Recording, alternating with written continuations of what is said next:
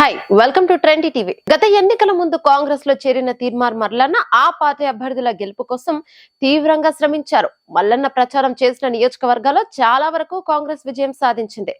దీంతో ఆయనకు కాంగ్రెస్ పార్టీ మంచి అవకాశాలు ఇస్తుందని భావించారు. ఎమ్మెల్యే లేదా గవర్నర్ కోటాలో ఎమ్మెల్సీ ఇస్తారని కూడా ప్రచారం సాగింది.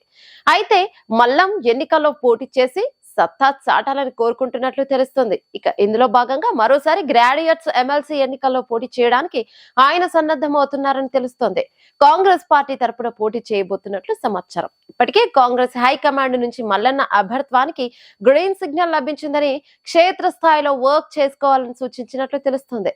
ఇక 2021 జరిగిన నల్లగొండ, వరంగల్, ఖమ్మం జిల్లాల పట్టభద్రుల ఎమ్మెల్సీ ఎన్నికల్లో స్వతంత్ర అభ్యర్థిగా తీన్మార్ మల్లన్న పోటీ చేశారు. ఆ ఎన్నికల్లో దాదాపు 1,50,000 ఓట్లు సాధించి 2వ స్థానంలో నిలిచారు. ఆ ఎన్నికల్లో బీఆర్ఎస్ తరపున పోటీ చేసి గెలిచిన పల్లా రాజేశ్వర్ రెడ్డి స్వల్ప ఆధిక్యంతో మల్లన్నపై గెలిచారు. గత ఎన్నికల్లో స్వతంత్ర అభ్యర్థిగా పోటీ చేసిన ఈసారి కాంగ్రెస్ టికెట్ తో పోటీ చేస్తారని ఆయన అనుచరులు పేర్కొన్నారు.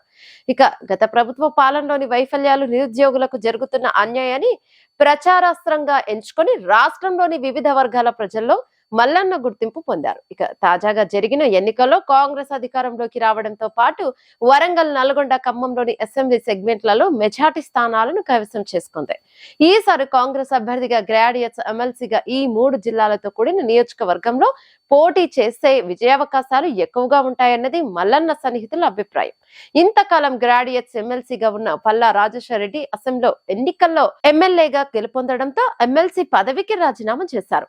త్వరలో ఆ స్థానానికి ఉప ఎన్నిక జరగనుంది. ఇక కాంగ్రెస్ తరపున తీన్మార్ మల్లన్న బరిలో ఉంటారని తెలుస్తోంది. ఈ వీడియో మీకు నచ్చినట్టయితే లైక్ చేయండి, షేర్ చేయండి, కమెంట్ చేయండి, సబ్స్క్రైబ్ చేయండి.